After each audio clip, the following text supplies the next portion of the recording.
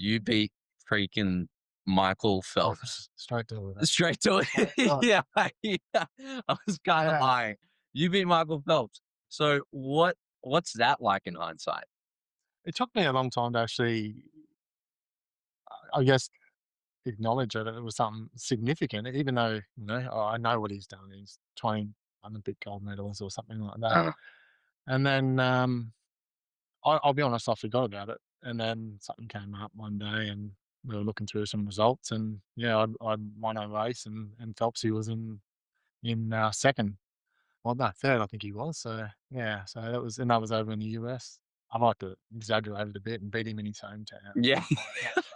I won't mention that he was only Hometown advantage. 17 or something like that, but Mm, he'd been to the Olympics. He'd just come back from Sydney 2000, I think it was. right.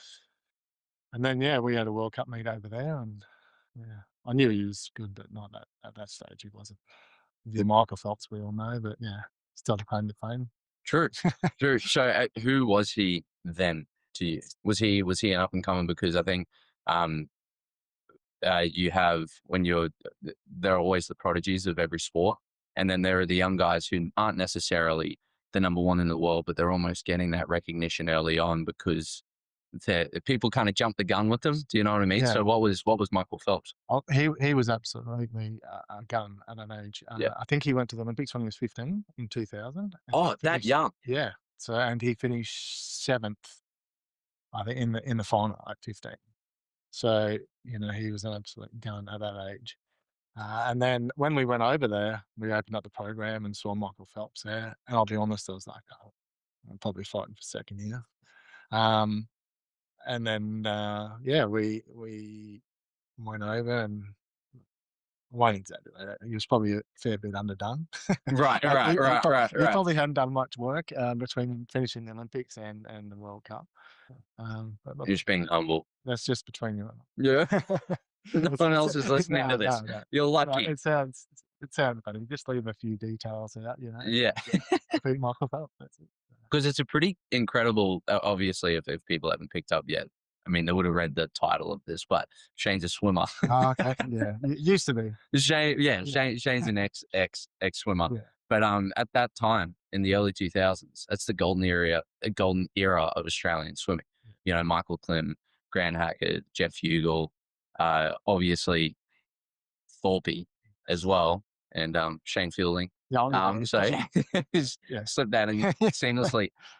What was it like to swim in and amongst an era that is essentially the the pinnacle of Australian swimming history? Yeah. Oh, look, it was amazing, especially having the home Olympics here. Mm, It was the swimmers were absolute superstars.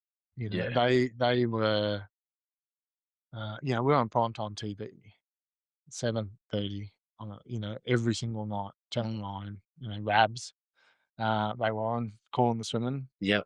um, and it was amazing, another one that, was there was Kieran as well, Kieran Perkins, Oh yeah, yeah, yeah. and, that time was just crazy. It was like when those guys left the pool, they were getting mobbed.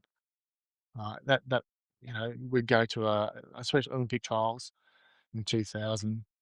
I we were having to cover up the superstars so that we can get to the bus and get So that home. people can recognize it. Yeah, You see, I remember you telling me that. I kind of find that funny though, because then if I was a fanatic fan and I saw a couple of guys covered up and everyone else not covered up, I feel like, who they got? yeah, I guess I'd at least get one of them. They were very generous with their time most of the time, but we're sort of done for the day. I need to get home. Olympic trials, you need to get home, have some sleep, and all that. Otherwise, they can be there for hours Yeah. signing autographs. And no, it was just a really good time. It was tough as well because it was the golden era. It was very hard to make an Australian team. Most of the guys that were finishing third and fourth in Australia could have been winning in any other nation. Yeah. So, but there's the powerhouses of the US and stuff like that. But it was a tough time. It made it tough. But having those superstars that was amazing to hang around. And I quite often, I tell my eldest son about, some of the, Grand Hackett's, Klim, Thorpey, Klim, Dougal. I race Yeah. them all the time. Unfortunately, and fortunately, Yeah. so um, yeah, it was awesome. Just I got to do camps with those guys as well, so I sort of understood. It took me a long time to understand that they were just humans. That I still idolized them while I was racing, and it took me a Oh, long really? time, to realize that I could beat them. Mm. So that they were human. But yeah, so um, yeah, great time to be around. And I think it's sort of heading back to that.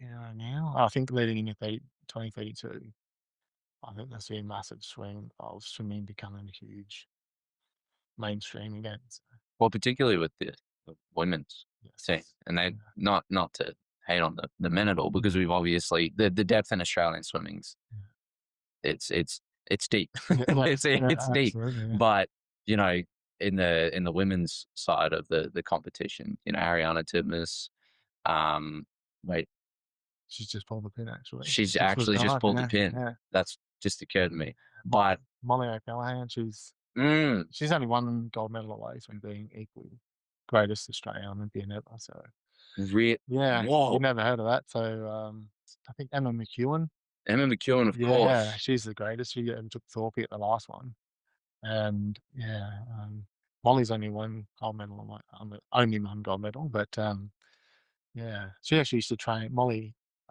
trained where I used to train with my old coach for a long time. Uh-huh. Yeah, and then she ended up jumping, actually going to the club that I used to swim for as well. Yeah. So at St. Peter's there. So and yeah, so it's pretty small world. 2% that we were just talking about, Yeah. everything's pretty close. Yeah.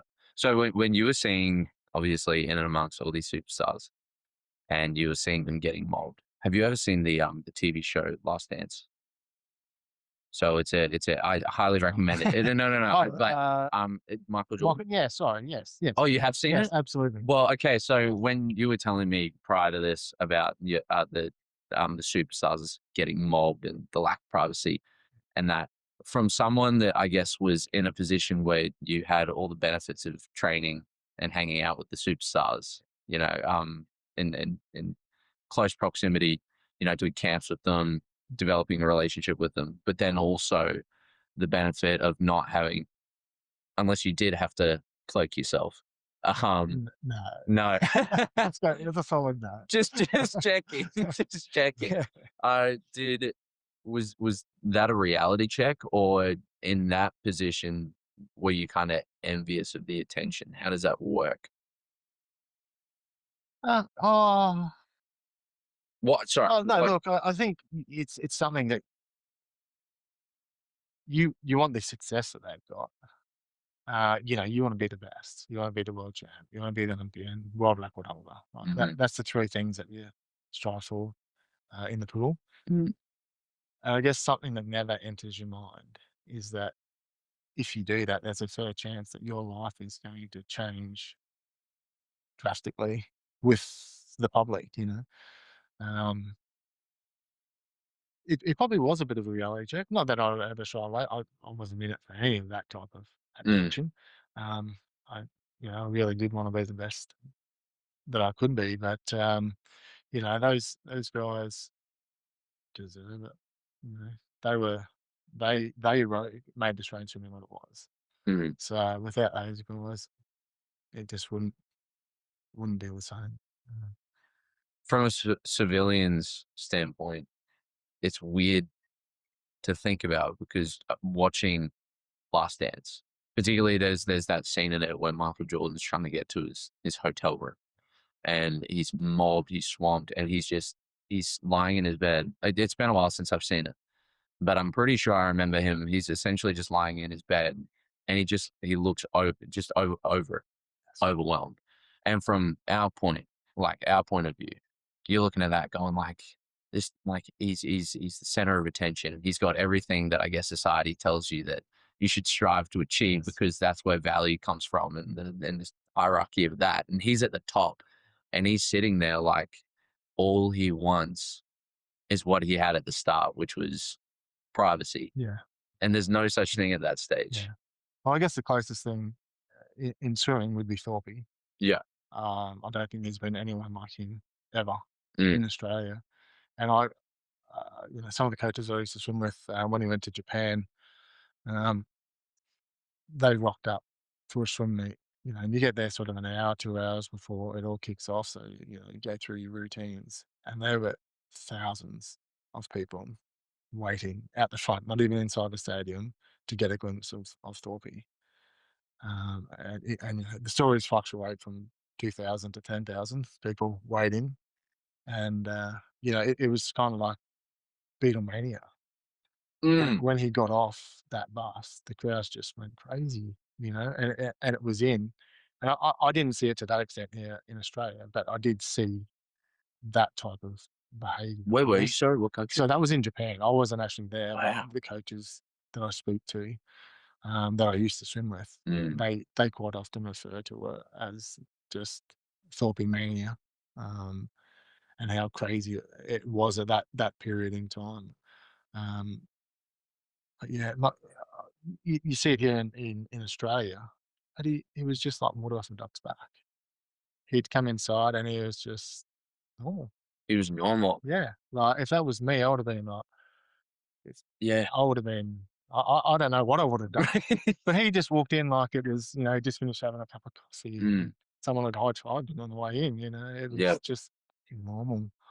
So, yeah, it's pretty crazy times back then. So, I think the benefit, um, going particularly in discipline related stuff where it takes years to perfect something specific, and then you end up at it's like graduating levels, and at the top, you end up obviously as famous as Thorpey. There's a graduation to that level, yeah, so starting off at club level, he would have developed a name for himself amongst all the other swimmers, and then take it a little bit further. Maybe some people that have a fascination in swimming start turning up to watch Thorpey. yeah, And then he gets onto that Olympic level, and then he's got Australia behind his back, and then he gets onto that world superstar, lovable level, and then he's got the world behind his back, and there's that graduation to that level of fame, um, kind of almost drip feeding exposure. yeah. But it's interesting because then you compare that to today's day and age with social media, Mhm. where there are certain people who, not really due to any credit of any specific talent that they have, become superstar famous overnight. Just out of the world Yes, famous. yes, And it's a common thing as well. Something can circulate, it becomes clickbait, it becomes famous, and it just explodes. And it seems that level of fame, when you didn't earn it or graduated or kind of, I guess, back to that drip feed mm, exposure into it. yeah. Maybe that's the wrong way to say it, but you know what I'm Yes, yeah, saying. yeah, yeah, It seems to do more harm than good. And then you get so many instances where you look at these people that are famous, and you see how it just weighs on them. They're depressed, particularly in the music industry, because some musicians can one day be irrelevant and then make a hit song and be everything. yeah, And I know in the music industry, there's a lot of depression, a lot of drugs, and that sort of stuff. mm, But is it similar in athletics or just sports in general in terms of how they cope with that level of fame? Or I imagine, because you're saying that thought it was water off a duck's back, yeah, that he'd kind of acclimatized to that level of recognition slowly, and it wasn't. He was still a good bloke, yeah, but he wasn't in any. He seems to be doing okay mentally these days. But yeah. is it the same in the sports world? Yeah, Yeah. look, I think, I can't talk for those guys, but I would have said during their time swimming, um, swimming when you get to those meets, it's a massive rush. Like you're standing behind the blocks. Yeah. That water's still, lights are on, music's playing. You're ready to go. So I guess during that time, again, I can't talk for those guys, but I think depression's probably not there. Like, So are you talking what? when you line up? Yeah, yeah. So Yeah. like when you're training and when you are the athlete, Mm, I think it's probably a lot harder because you're there, you're living the life that you want to live. mm, Um, but when you stop being that athlete, the swimmer, the basketball player, that is when I think reality really hits. Um, and that's when I think things can kick in because you can, like you said, you're a world superstar one day, and you'll always be a superstar, mm. but your relevance dwindles. Yeah. You know what I mean? So, and I'm not saying they're irrelevant at all. They're legends of the sport, but I guess once you become accustomed to that lifestyle, it's pretty hard to go back to being an ordinary person. You got to go to work, you got to do this, you got to do that. Um, so I think that's when the depression side probably kicks in more than anything. Unless there's a lot of work goes into it now to prepare yourself for swimming retirement, so that you're set up, you know what you're doing, you've got a life after it. I guess early on, you're a swimmer, you put everything into it, and then you stopped. Mm, And so that gap there could be dangerous. And you've seen it, um, I guess, with some of the superstars from my era. Um, you know, Hackey had a rough time. Skippy had a rough time. Uh, but they both pulled their lives back together. You know. But yeah, I think that when they actually stopped and the stardom sort of stumbled there, I think that's when things kicked in and they started having a tough time. Some guys turned to drugs and alcohol and whatnot. So yes, but like I said, I think it's a lot better these days. There's a lot more preparation yeah. in preparing for that. So, yeah. It's it's weird, right?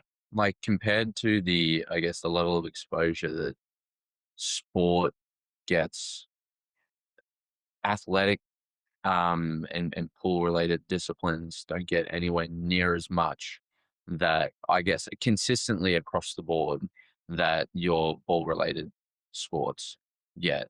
But then once every 4 years, you, you guys mean everything. But then it's a weird thing to think about because you feel like your relevance is only what, like depending on your discipline, the length of that race and the time that you swim it. And then for the other 4 years in between times, you don't get that affirmation that you're doing, well, particularly for Olympic related activities, but Olympics being the pinnacle of that thing. Yeah. Um, why is that? Why doesn't do you know why the Olympic Committee aren't doing more to, I guess, create more exposure for world events? But I mean, the world's recently, I tuned into that, and I know a lot of people tuned into that. Yeah. And that was super awesome. And I think a lot of people, particularly, well, swimming's one thing, and then I think Australia was interested in our latest runner, little Gout Gout. Yeah. Yeah. Yeah, Yes. Epigramma, shout out, let's go. We'll get to that, but Shane turned down an Epigramma scholarship, so we could have had more impressive alumni. But it, it's weird, right? Because you've got rugby, and they've got relevance, they've got opportunities for commentary as soon as they leave. Back in the day, I don't know what it's like today, but back in the day, if you didn't get gold, you didn't get really anything apart from the silver medal or the bronze medal, or nothing if you were behind. Like anything behind that. That it's not, you weren't set up at all, and I guess when you're training that hard for it, you can't do two things at once. You can't hold down a full-time job and then dedicate yourself to want to be the best in the world at it. And so you're sacrificing so much just for something that you may never get, and then society doesn't support that. if you never end up getting it. It's a weird. It's weird, Yeah. right? Yeah. Like Look, I guess with swimming, like you said, we trained 4 years for 1 minute 58. That's what sorry, that was my time. I wish I'd got 1 minute 57, but, um, so I had 1 minute and 58 seconds. That was my entire season. Well, 4 years worth of work, basically, to show off. So, 1 minute 58 seconds. yeah, that What was a was? ton of butterfly. That's what I mean. So Damn, it's slow now. So is it? yeah, I don't know real fast, but yeah, we 51 weeks a year, 10 sessions in the water, plus gym, running, uh, Yeah. all that type Could of you stuff. take us through a daily routine? Yeah, so generally I'd be up at about 4:30 Yeah. in the water, so I would get to the pool about 5, weigh in, um, Weigh in. Why? just to make sure your weight's under control. Right. Okay. So And that's every day. yeah, yeah, every day. So weigh in every day, um, stretch, all that type of stuff. In the water at 5:30. Most of the time you're out by 7:30. If you're going to school, then you're off to school. So, Mm. but when I'd finished and I got serious about it, I'd jump out from there, have something, a bite to eat, and go to gym. Um, if I needed to run or whatever, I'd do a bit of running as well. Then you'd head off to work. My first job was actually in a biscuit factory, Oh, believe it or not, only because it was perfect hours. It was 9 to 3. So right. yeah, it was a very boring job, but it it got me through what I Yeah. needed to. Absolutely. And then so I'd come back about 3:30 in the water at 4, and we're training for another 2 hours. Where's the social life? Uh, No. it's maybe a look. You no, definitely Monday to Friday nights, nothing at all. It Mhm. was all swimming, 100%. So maybe on Saturday night you might go on, or Saturday afternoon you go do something social, but you wouldn't stay out late because that's the one night you get to sleep in. Yeah. So you don't want to waste it. Um, And then Sunday is you're basically trying to recover. You Yeah. don't want to do anything too strenuous. Ready to go for Monday morning again. That's 51 weeks a year. That's So that's full on. I think on an average week, we probably do between 50 and 60K. And then Swimming. whole week, anything up to about 80 to 100K. Oh, so there's a whole week. Yeah. And what's the purpose of that? The benefit of that is that I can't Uh, that's not just before. no, Yeah. that's in the Where off do you season. fit that into the Yeah, schedule? Is that just resilience? yeah, pretty much. Yeah, so it's a lot of time and, it's not enjoyable. I don't No. I'm not sure if they still do it anymore, to be honest. Um, I guess my coach was old school. Mhm. He grew up in the tough with some tough coaches, and there was no sympathy. It was just get in there, swim hard, and get out. There's a lot more science behind it today, but yeah, that was anywhere between 80 and 100K we'd swim. So 8 to 10K a session, 10 times a week. Yeah. So it was not good. Not Not good. not So, fun. yeah. Well, you gotta love what you do there if you're So, doing that. yeah, so getting back to that question, I guess exposure's hard, when there's meets every year, between world champs, Commonwealth Games and Olympics. There's a Mm. major meet. Um, but trying to get exposure when you've only got 1 minute 58 on TV becomes pretty hard. So, uh, money-wise, unless you're a superstar, you're you either have to work. Your funding's not much. I think I was receiving about $5,000 a year from Australian Swimming. $5,000 a year. Yeah, And how far does that get you? Well, I don't know what that would be in today's equivalent because I mean inflation's maybe. crazy, but Yeah, it wouldn't be much. So, and that's probably includes some prize money from swim meets and stuff like that. So, $5,000 a year. yeah, And because I know today, I as an elective, I did a exercise and nutrition subject to finish off my uni degree, my past uni degree, and it was interesting looking. I learned a little bit about the science behind the way that nutrition, but also rest actually plays a role in athletic disciplines, swimming, track, all that sort of stuff. Whereas tennis, time on court, hitting balls, that's really important. Yeah. There's more, I guess, variation, or there's a lot more different factors in that you could always be doing something to improve your game. But in the way that the game's changed today, you alluded to it being more science based. It sounded like what I was reading, that rest and recovery is a huge part of today. And it's not necessarily because it's interesting. You watch the Rocky movies, and Sylvester Stallone while the other dude's sleeping, he's out there doing the jump ropes and stuff, and it's quantity, Yeah. and it's pushing, and it's that hell week, Yeah. and he's putting himself through it, and obviously developing crazy mental resilience, Yeah. but um, in the athletic side of things, there is such a thing. I didn't realize this, but there is such a thing as too much. Yeah, absolutely. And is that a big difference between the way that athletes train today to your day, or is it similar? What was rest and recovery? Because you just said that you train and then you go to a full time job, Yeah. and then you train again. Yeah. And I was thinking to myself, like, are you sitting down at the cookie factory? Just No, no. I was pulling pallets. You're pulling ballot, but that's insane. Yeah. Like, So yeah, that's when I think was it 2002. I missed out on the Comms game team by about, I think it was point one something, mm, to go in the Commonwealth Games, and then the year after that, I missed out on the World Champs by about the same margin, 0.15 or something like that. So I decided then, I'm not doing this again, and then I worked out, roughly 2 minutes is 140 seconds. Sorry, 140 seconds. What is it? 120 seconds.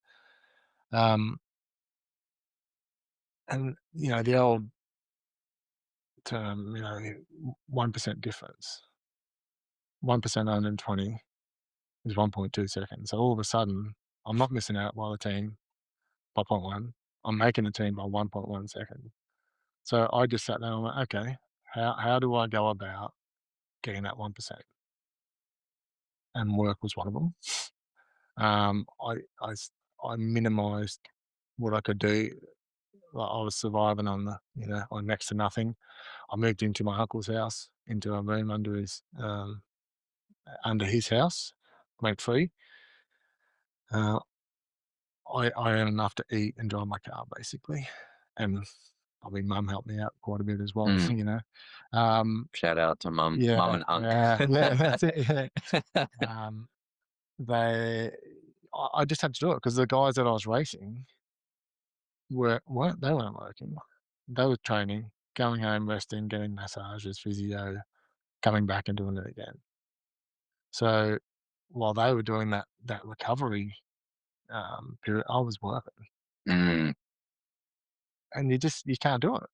If you want to be that level, it's very hard. But then again, it's hard to get money, sponsorship, yeah, all that type of stuff. So it's a vicious circle yeah. that you're fighting. Um, but yeah, recovery is a massive, massive part of it today. And the podcast that I listen to, it's just as important as the work you're doing, Mm, because I think now the mindset has gone from quality rather than quantity. Obviously, you still need that aerobic base and things like that. But the moment you get past the point where your technique's gone out the window, um, you're not in a race. You can't concentrate on the smaller details, the one percenters, then you're probably wasting your time. You're in fact probably going backwards. mm, So, I think that's a massive change in today, with swimming and things like that. It relates to everything, your job. It's hard, with I run my own business and it's the same thing.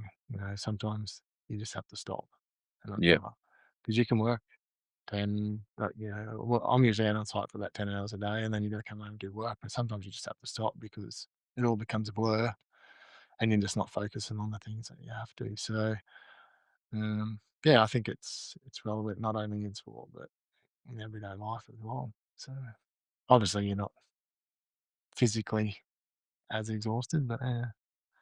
Mm, It's crazy how the guys that need the funding, need the money, are the guys that aren't getting it, yeah, because 1.1%, oh, sorry, 1% is just minimal changes, yeah, but it's such a big leap yeah, to make it. yeah, To have the luxury to make it, because it's not necessarily that it's just it's a what's the word, like a skill issue. yeah, You know yeah, what I that's mean? right, It's a luxury issue, yeah, and the same's in tennis, yeah, because I think it's only the top 200 in the world actually get some sort of sponsorship. yeah, And in individual sports, I can imagine it's the same with swimming. But you're an entrepreneur, and you've got to build a team around you, and you don't have the luxury of that salary and the contract, that win, lose, or draw, the team's like, well, we have to give you this, even though next year you're gone because you've had a terrible season. yeah, You can still be like, oh man, just cash cash in the bank and play terribly. yeah, Whether they sit you on the bench or not, you have that security. yeah, But in individual sports, swimming, you don't perform, you don't get paid. yeah, Tennis, you don't win, you don't get paid. yeah, Golf, it's the same. And then outside of that, I don't know what it is. Well, for swimming, it'd be way more insane, because with tennis, we're talking 200 in the world. But for athletic based sports, there's so minimum. What is the opportunity for funding? Are you guys able to do? Because I know, for instance, in tennis, there's tournaments all year yeah, round, yeah, and you got to pay for them out of your own pocket if you're out of the top 200. yeah, But there's at least an opportunity for you to go and make a little bit of money. yeah. With swimming, is that similar at all? Do you guys have like monthly meets that you can go and No, get a little bit of no. a? There's probably one swim meet that I can. No, it's multiple swim meets. A World Cup tour, Uh, so it's all around the world. Um, and it's if you're in that top echelon of swimming, and I think if you win, I think they give you 10 grand US if you break a world record, which isn't huge, really. 10 grand 10 grand. for breaking a world record. Yeah, like it's No, for swimming. That's massive. Um, wow. yeah. So I was lucky enough when I was swimming, and I was on the Australian team that Australian swimming paid for it. So I wasn't out of pocket at all to travel around the world and do it. But we'd go away and do 3 meets overseas. You'd be gone for a month or 2 weeks or whatever. And if you swam well, you might come home with three, five, $10,000. I think the Mm, most I ever earned was about 5,000 US. Um, that was it's still a lot of work, and it doesn't go far. So no. um, it's difficult. So, and we've only realistically, the world only pays attention once every 4 years. Mm, And then if you're sick, you get an injury, 6 months out, any time from 6 months out, and you're out of the water or anything like that, it's just a massive, massive issue. Like you just can't recover. hmm So you've just wasted 2.5 years. And that's what when I finished up, I just looked at it and I thought, I can't go another 4 years. mm, So yeah, it's tough. I always, in tennis there is multiple events, but swimming, that's the only one that I can think of, unless you're a high in that top echelon where you're a world champ, hmm Olympic champ. That's the only time you really get any. I think there's a bit better funding, and I think Gina Reinhart helps with a lot of that as well. She loves swimming, so I think there's a fair bit of funding there from her to help out athletes, which is mm. good. Someone's jumped on board and is helping out.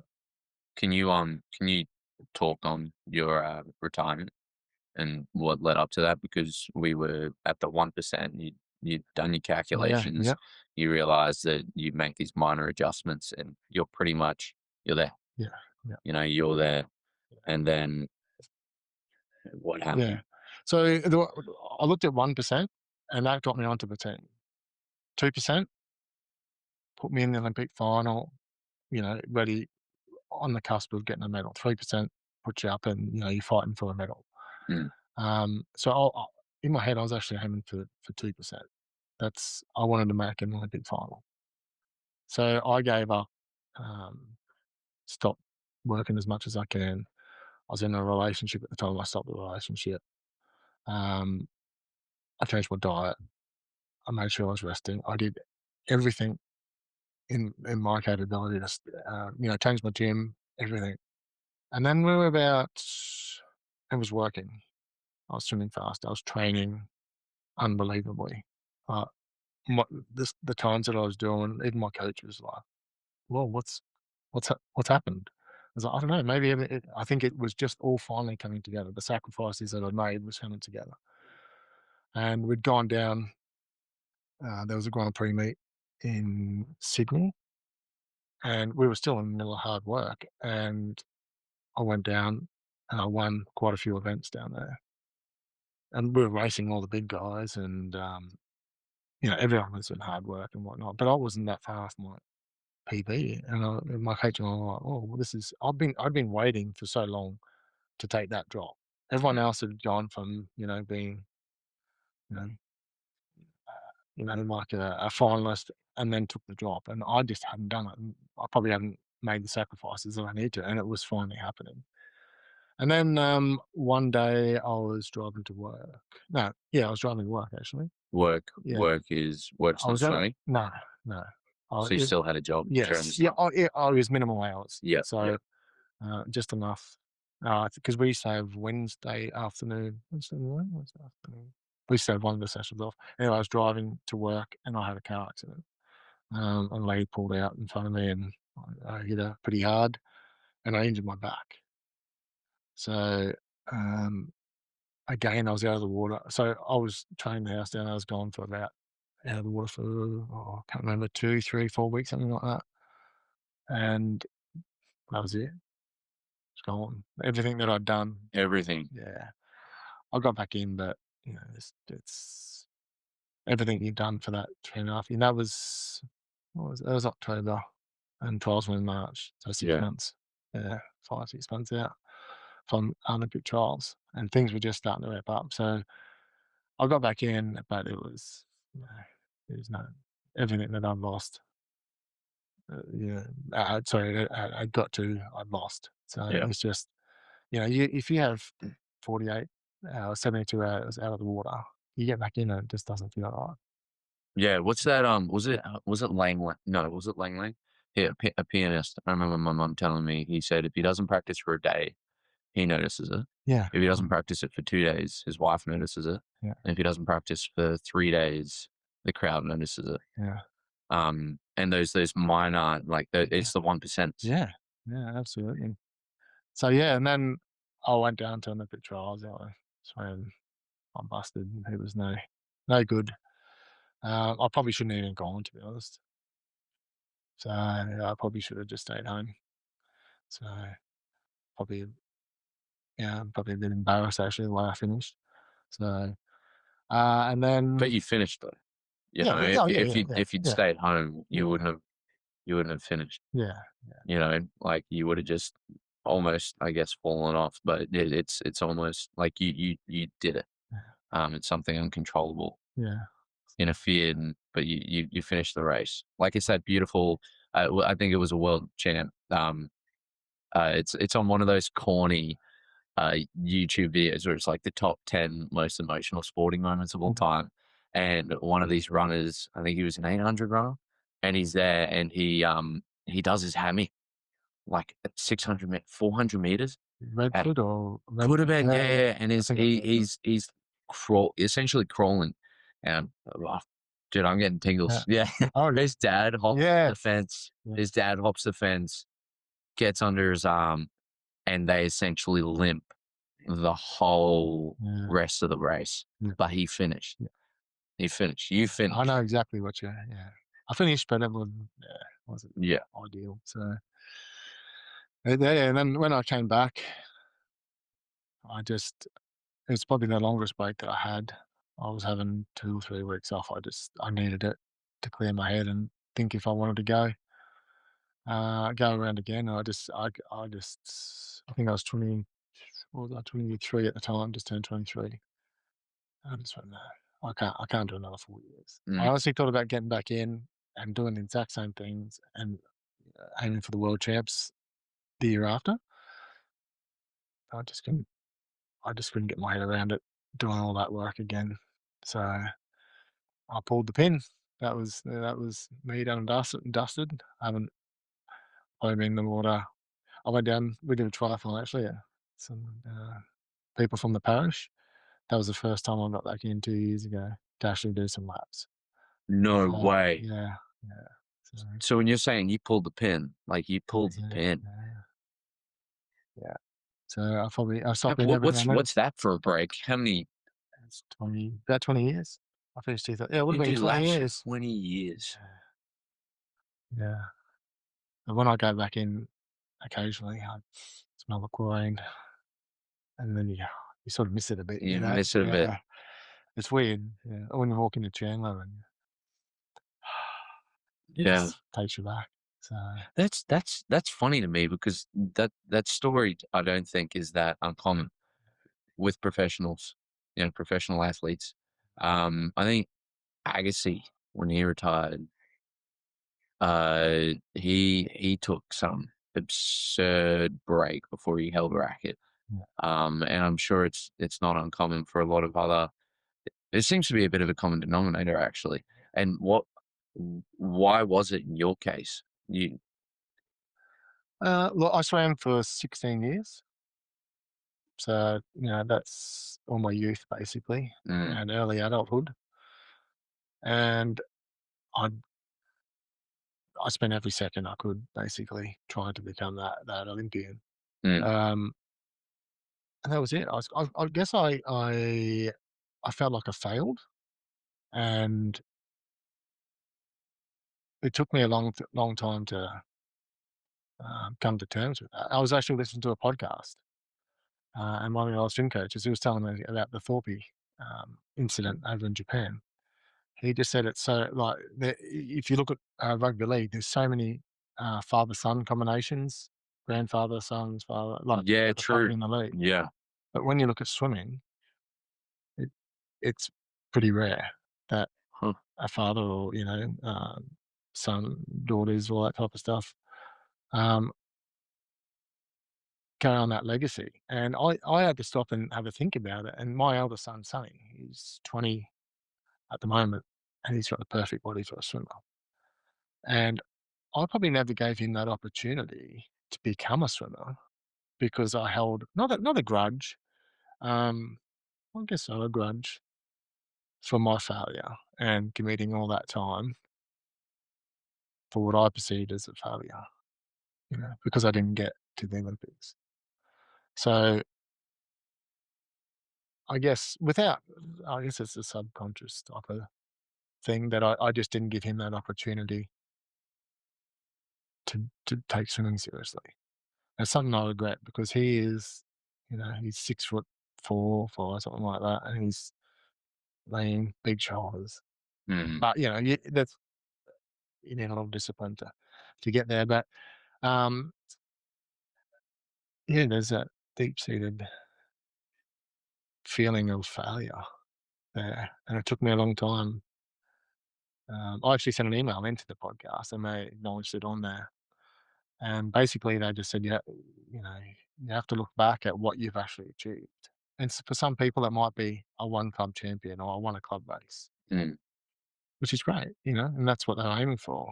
It might be a state champion, national champion. Um, but yeah, when you miss out on that goal, I think it's hard to deal with.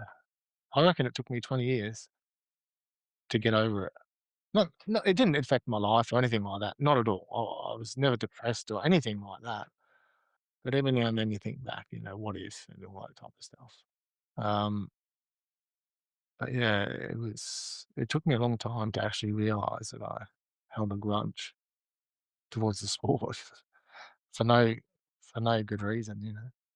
So, and then once I did, and I've made, I've said to Emma, my wife, that, our sons they're going to have it back. I'm not going to make the same mistake again. If they don't want to do it, that's fine, no problem at all. Yeah, yeah, But yeah. Right. little Benny might struggle a bit, but um, I think Brian's a pretty big for his age already, so and he's doing a lot to swim. But I think we'll get him both of them into swim club and things like that. So and give him a shot. Can you speak a little more on what in your perception of failure? Because from my point of view, I'm like, that's absurd. Yeah, Like, and I look at your accolades and I look at what you'd achieved, but that's me looking up. yeah, You started climbing Everest or the swimming Everest, mm. and I'm still at the bottom of the hill. I mean, boat sailed. I don't really have the genetics to be a good swimmer. But in saying that, I walked to the base. You're there. Yeah. What's the summit? Like, what was your goal? Oh, look, from a young age, Goal? yeah, absolutely, yeah, gold medal. That's what you aim for. And then I think as you get older, you start to realise that maybe you haven't got that talent to be a gold medalist, or hard work or whatever it is. And I got to the stage where I was happy to be. I want an Olympian. That's what I really wanted to just be an Olympian. So, and I guess when you're so determined, you spend 16 years of your life on becoming an Olympian, and you fail. Well, you sort of see that last 16 years as a failure. And it probably wasn't until my family and stuff like that have always been very supportive. My grandfather was a super proud, super proud man of what I'd done. Um, Mum, I'm sure she was very proud of what I'd done and whatnot, but she was always very quiet and, humble, kept me humble. Mm. Um, but I probably didn't really click until I got married, to be honest. And I saw how excited my wife was about my achievements, and she boasts to people about what I've done, and they sort of look me up and down and don't believe her because I put on a few kgs since then. You're looking good. You're looking good. So, How old are you boys? so Sonny's 20, Mm. Benny's 4, and sorry, Brysy's 4, and little Benny's 2. Oh, mate, I can just So, picture the dad conversations they're having in school. yeah, My dad's faster than your dad. My dad, yeah. yeah, It's a conversation that every boy yeah, has in high school. yeah. So, yeah, and there's some stuff on YouTube on I used to swim, and Yeah, it's a cool it's video. You got Jeff Hugel, Michael Klim in that video, yeah. um, racing. That's a good I video. think I know when you talk. That was a pretty good field actually. But at that time, there was Yeah. Scotty Miller, who was also, I think he finished second at the Mm. '96 Olympics. There was Adam Pine, who I think he was in the top 10 in the world at the Uh-huh. time. It was just full of guns, Yeah. absolute guns. And I was on the outside. It's my first Olympic trials final. Yeah. So racing those big guys, it was a pretty good experience. So, but yeah, I guess it wasn't until I met M really that I probably looked back and went, hang on, well, I got to see the world for free. I spent time with some made great friends, saw some superhuman, was parts of some superhuman races, world records and things. Not me, yes, I was in there helping them. Yeah. Um, and I guess, even though I didn't get what I wanted to, I think my swimming career I'd never take it back, but it was it was a success in some means. So, it was well worth it. And, I'm content with what I was doing. So, there's just that last little bit there that still hurts a bit, but everything else, it was well worth it. So, Mm. and it's why I love talking to your mum. Yeah. So it's funny having this whole conversation because and she's gonna listen to this, and I think she's probably thinking to herself, "Well, Joe, what are you gonna like talk about the parallels because it's very very similar. And this is particularly why I'm resonating with your story. And I'm very interested in your story specifically because I can talk or speak on behalf of your sons Yeah. because that was the mother that I had. So just a little bit of a background. You've got to help me get it wrong. Yeah. You've got to Yeah. help me get I my was almost going to make it a podcast. term. So I would the love T's it and even if C's. you, well, yeah, seriously. No, she had to do it. Even like when she's back in town, if I got both of you on to talk from different sort of perspectives on, just that world and that lifestyle. But listening to you, I remember, going to hairdressers when I was really little. Mom was getting her hair done, and me just being like, I was like, oh yeah, my mom was an Olympian, Yeah. and mom immediately off the bat, this not throwing shade, immediately off the bat defensive.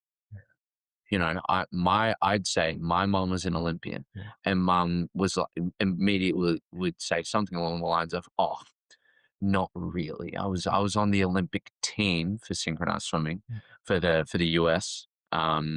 But at that stage they didn't have team. They only had solos and duets. And so I was on the team, but I didn't get to go. And she, I guess, identified herself or classified herself at a loss Yeah. immediately, just in the way that she spoke about it Yeah. in her career, or the way that she spoke about that part of her career in terms of her successfulness. And she, from Kansas City, Missouri, they had the Chiefs, but they didn't have a lot of Olympic like big notes, Yeah. big names. And she was the hometown girl. In the newspaper, Kansas City essentially rallying behind her to, we're going to have that Kansas City representative, at the next Olympics. And she went to Olympic trials. She was the third best in America. But she just she did that one race, and she finished fourth, I think, fourth or fifth. Sorry, it wasn't race, routine. Yeah. And she finished fourth or fifth to a girl that she always beat. It was the wrong race. And that girl got to be I guess the replacement, and travel with the other two, Candy and Tracy, for the solo and the duets. And Mum, who's the third, who was the trio, those three trained together from 15 years of age onwards. They were a trio. And then she just swam the wrong race wrongly, that routine, and missed out.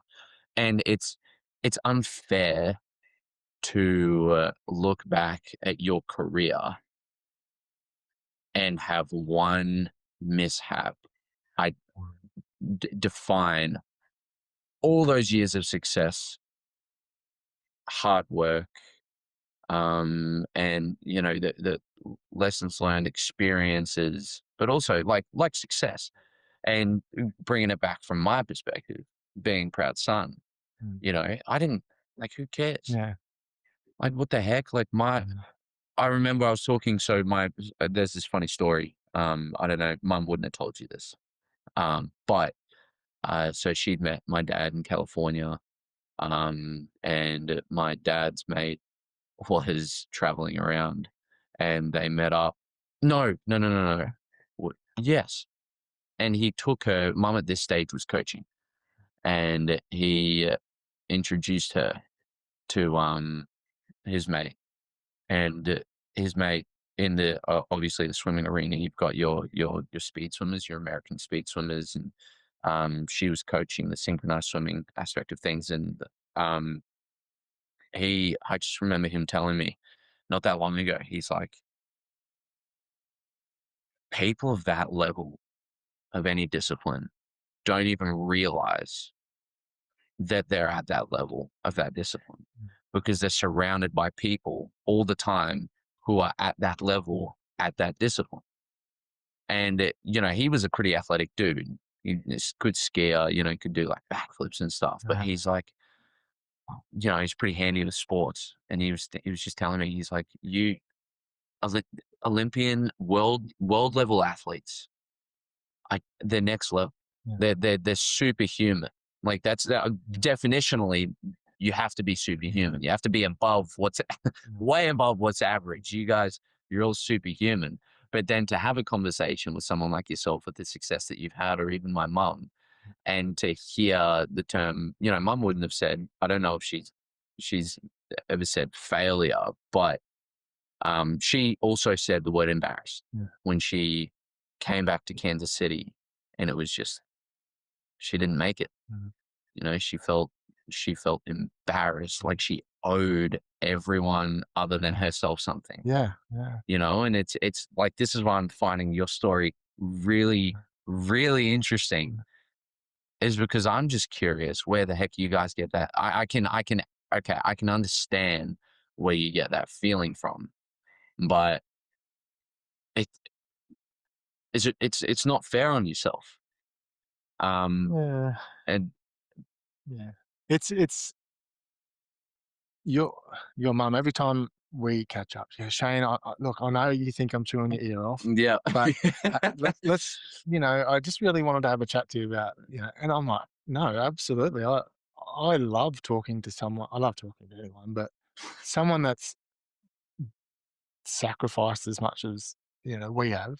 mm, And your mum says it to me all the time. She's like, do you think to be a swimmer, synchronized swimmer, and train the way you train, you have to be a little bit different? And I'm like, yeah, absolutely. Like, you have to be. You have to be selfish. yeah, Most people just don't understand how you do that. But when I talk to your mum, uh, she doesn't even have to explain it. I know exactly what she's talking about. mm, Um, and I love talking to her about it. So because we are similar in a way that, we were both aiming for it. And I'd say your mum was probably a lot closer, mhm, than I was. It's heartbreak shitty.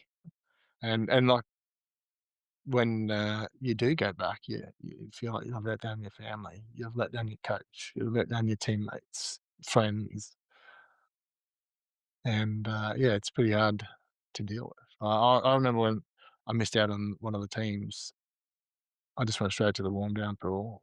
I very rarely got emotional about swimming, but I realised that I just let it slip, point one something. And yeah, I actually bawled my eyes out while swimming. Someone tried to stop me, I couldn't stop. I didn't want to stop because I'd been crying. So and I don't, still to this day, I don't. Yeah, it was just weird that one time. So and I probably got a little bit emotional after my last race. I knew it was. I had a fair idea it was my last race. mm. Um, but yeah, I know exactly where your mum's coming from all the time. That's why I really enjoy talking to her about it. So So mum often says that her life as a swimmer, it really started to make sense after she had kids. mhm. And it's, sometimes I do forget how amazing she was, and she's gonna love hearing this. She's gonna love hearing this. But you become accustomed to someone, you like, her, I know her as mum. I don't know her as the athlete. Her teammates know her as the athlete.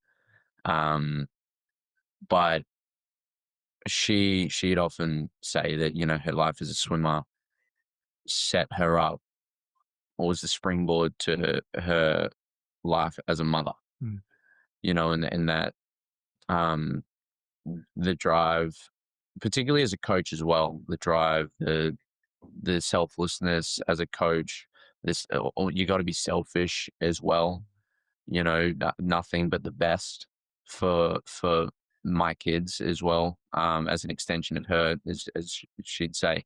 But her time as a swimmer set her up to be a a a, a fantastic mother. nice, nice. Yeah, the best mama around. Um, and I'm curious to know how your definition of success has kind of changed throughout the years from, say, 23-year-old Shane, with a little more life experience under your belt now. What conversation would you have with him in the hindsight that you have, and in the position that you are today? Mm. Has it changed? I don't want to get corny, but you're No. sitting next to Shane at that pool, Yeah. and he's crying. What are you telling him? Um, look, That's deep. yeah, Oh, that's yeah. whoops. Um, look, I think I'd tell him chin up straight away. Um, keep going. Tell him the 1% things because it totally. I just wish I wish I'd. It's so simple. Mm, 1%. I wish I'd done that a bit earlier. So 18-year-old Shane, I think would have got on board. Um, probably enjoy it a lot more. Like take it in and enjoy it for what it is. Um, I look back now and yes, I was disappointed. But in the whole scheme of things, is it? Uh, I don't know. I've probably mellowed out a lot. Um, it's not that important. Like it is mm, when you're there, there's nothing else that you want more. But once you get there, and like, you get older, you have kids, and all of a sudden, you get married, and you got all these people in your life that you absolutely adore and love, and you just, hang on a minute, was it really that important? Like, would it have changed me as a person? My wife actually says all the time it probably would, and I never would have met her if I went to the Olympics. yeah, uh, that's funny. she says that I would have been too good for her. She reckons. So, but no, that wouldn't have been the case. Yeah, I just think, I'd probably tell him to enjoy it a lot more. Give him a few little tips. Maybe once he hears a thing called Bitcoin, jump on board. You know, Yeah. as soon as you hear that, jump on board. No, but yeah, success now is I've got my business, which I really enjoy, and I think the getting pleasure out of that side of things is great. Mm, But yeah, family. I guess as you get older, you probably appreciate it a lot more. Becomes more valuable. mhm, Um, I'm still super close. I'm not a child, but I've got all my cousins up in Townsville. yeah, I'm down here, mum's down here, and all and his family. So I went from not having any nieces and nephews to 15 overnight.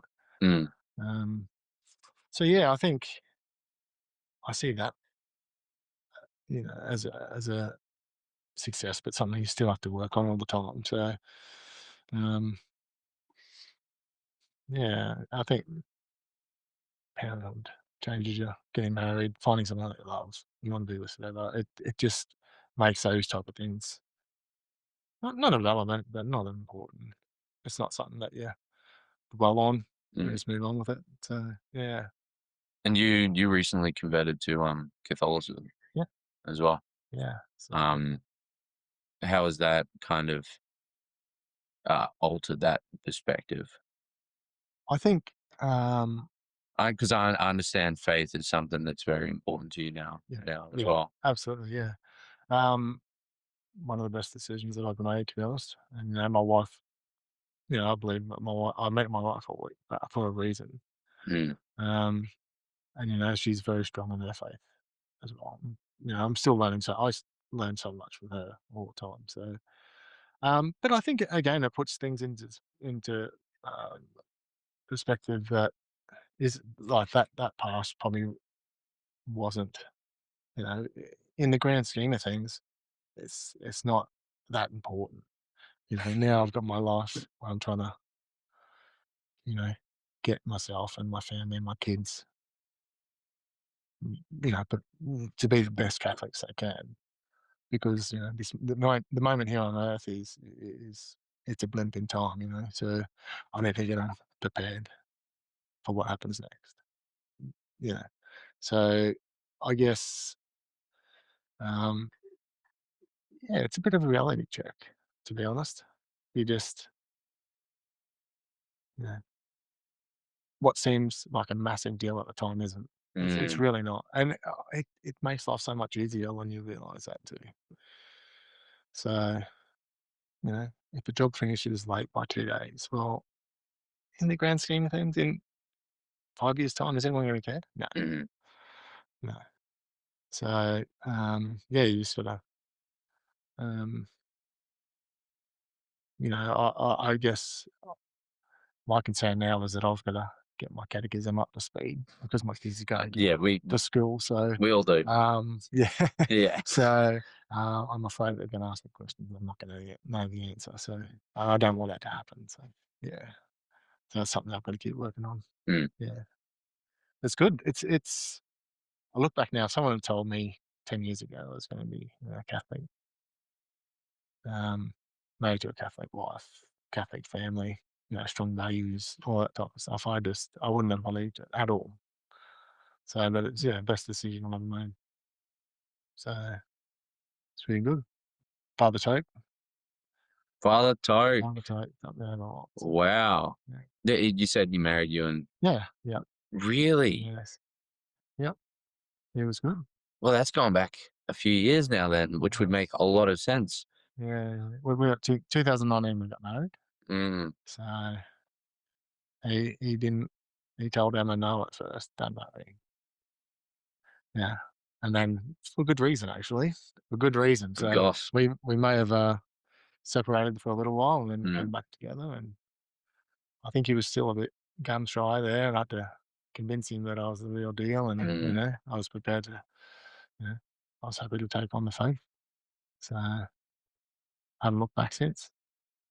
I was talking with someone just before this podcast, actually, because there's a lot of parallels between a well, not necessarily parallels, but I think from looking at your story, there are a lot of attributes that you may have, in Mum's story, of course, and just an athlete's story or someone that's dedicated their life to a specific thing. There are a lot of attributes that are directly translatable over into a good, a character Yeah, formation, but also obviously the greatest extent of that being like Catholic character. And we were having this conversation, and what I find amazing is people dedicate their lives to a discipline and make sacrifices that like is seemingly unquantifiable how big those are. mm, Uh, things take a toll. They go the distance for that thing that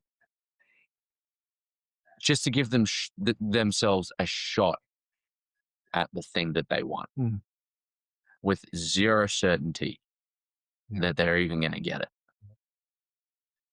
And you think about what it is to be a Catholic, yeah, and you're like, well, we already won. yeah, And so when you ask yourself the question, what would you do if you knew that you couldn't lose? I find that a fun meditation. People yeah. go, what would you do?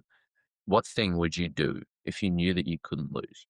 Now, obviously, I'm not going to pretend that the first thing that popped in my head was to be Catholic. It would have Yes, been the yes, professional tennis player, yeah, yeah, back in the day. Like, like I'm not holier than thou. yeah, I that was that was the dream for a long time for me. Um, but you know, what would you do if you knew that you couldn't lose? Well, it makes sense. Catholicism, we've won, yeah, and all you have to do is to abide by the Ten Commandments. yeah, Like it's a very simple rule book. yeah. Be virtuous, be proactive, but as long as you abide by those Ten Commandments, you've won. Um, Life's pretty simple when you think about that, every decision I make in my life now is based on, is it right, is it wrong, morally, you know, commandments, life becomes pretty simple mm, when you're making a decision. So, and that's why I've tried to, um, encourage my older son who's, he's not a Catholic. Um, you know, it's difficult conversation to have with him, but I just want him to use, the faith as, at least as a moral compass. Yeah. his life. Yeah. You know, I'd love for him to be coming to mass with us, but that's a different Yeah, conversation. yeah, yeah. But I just want him to use the Catholic faith as as a moral compass, because if he can do that, he's going to steer himself through life pretty well. Um, but I think yeah, I sort of got to in my 40s, and I guess getting married, becoming a Catholic, all those things. Decision making has probably been, there's the odd ones out there that's very hard, but when it comes to a simple decision that I used to mull over for a long time, it's pretty simple. Mm. So if you can, abide by the rules of your faith, you're usually pretty good. It's cool In a long way. because you go, look, you know, the true measure of, in this case, the true measure of a man is what does he look like without his accolades, Yeah, absence of accolades. yeah, What does he look like? Um, and I know someone who lost their father, and to this, yeah, sorry, this is getting heavy, but I know someone who lost their father to cancer, um, and it pretty aggressive and um, confronting because you see this dude, sorry, not this dude, you see this man who has been the giant, yeah, big, fit, strong man just get robbed of that at no fault of his own. yeah, Just gets eaten away until he's nothing less than pretty much a body that encapsulates his consciousness. yeah, yeah, that that was um that, was- that the only way I could think to say that. But essentially, he just too weak to move, too weak to talk, and all he is thought. yeah, And this guy was telling me, he was like, he was talking to his mum, and his mum, night he was her knight in shining armor, and she said, I never stopped feeling safe around him. yeah, yeah, Because absent of his big muscles, absence of his fitness, obviously absent, the work ethic is there. But I think what that went to show is that more important than the doing is the willing to do. And absent of, in this, what I'd say perceivably, at that moment, his accolades, he was still everything because he was his character. He didn't change as a person because everything that he was taken away from him, but he was still there. yeah, And the really amazing thing that, when I think of your story and I think of mum, and something that I find, people that don't necessarily have the talent to be anywhere near as excellent as you guys were at your respective disciplines or just the top of the food chain, um, athletes, minus the accolades, everyone has the opportunity to work as hard as you. Everyone has the opportunity to sacrifice as much as you for the thing that they want as much as you. But it's a weird, like, I guess, uh, incentive structure when the incentive for what you want is like success fail, yeah, and you fail to realize the amount of wins you're getting along the way and just becoming an amazing person. yeah, yeah.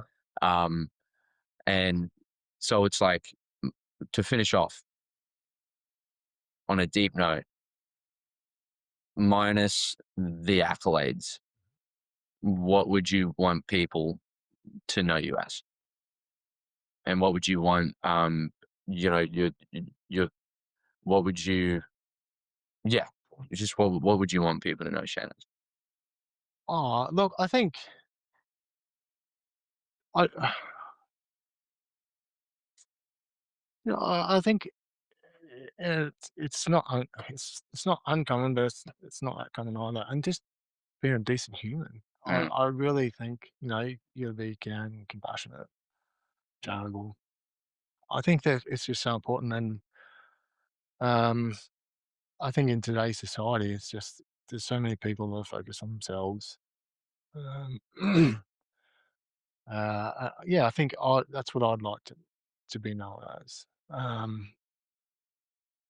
Yeah, so just a decent human because it's you can make a lot of difference in life Mm. if you're just a decent human. It's that butterfly effect, So yeah, right? yeah.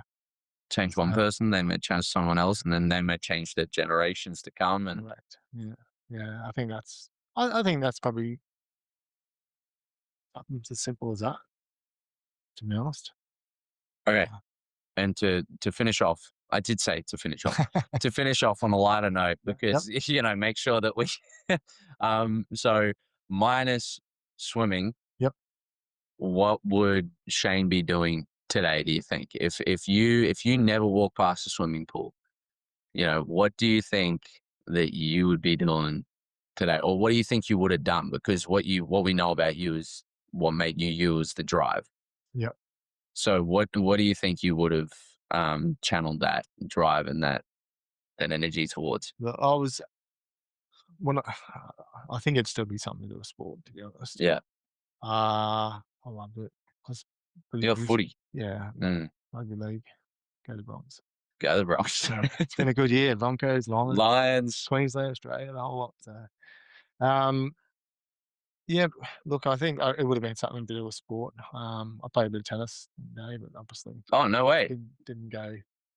I did a lot of sports, and then mum said I had to choose Yeah. one, so I went with swimming. So, um, I don't know. I'd if I didn't have a sport in my life, I'd probably be a bit of a lost cause, I reckon.